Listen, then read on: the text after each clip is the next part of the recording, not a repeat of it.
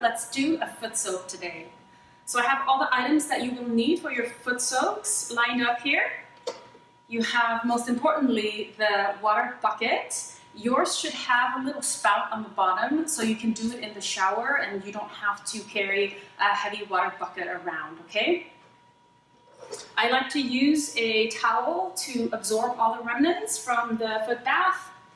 Here we have some hot water. You can boil it or you can get it from your sink.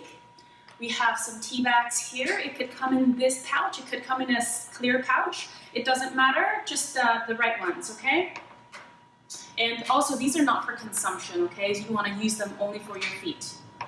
We have some ice here. I use the ice to cool down the water to the desired temperature a little faster. You can also let that cool down naturally, okay? And I have some extra hot water. Normally, I don't have the extra hot water already ready at the beginning, since the purpose of the hot water is to heat the water in the bucket back up after it cools down, okay? So once that water is cooled down after 20 minutes or so, you want to go ahead and get that separately, okay? So let's do it. So we're going to be pouring the water into the bucket. If you're doing this in the shower or in the bath, obviously you're going to do it directly from the spout. And we're going to drop some of these tea bags. Some of you might be at 1, some of you guys might be at 2 or 3, so just follow the instructions. And you're going to see that water turn slightly yellow, brownish, and that's an indication that it's seeping, okay? And if the water is too hot, you can use a couple of ice cubes and cool down the water.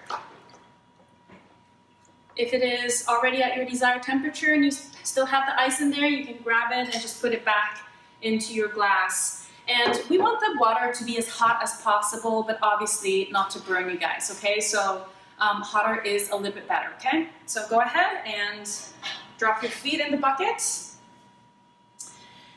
And if you have neuropathy in your feet, or if you're diabetic, you might feel a little tingling, and that's totally okay.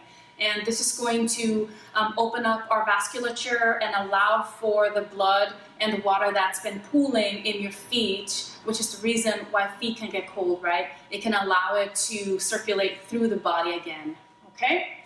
So once that water cools down, after about 20 minutes or so, you can take your feet out.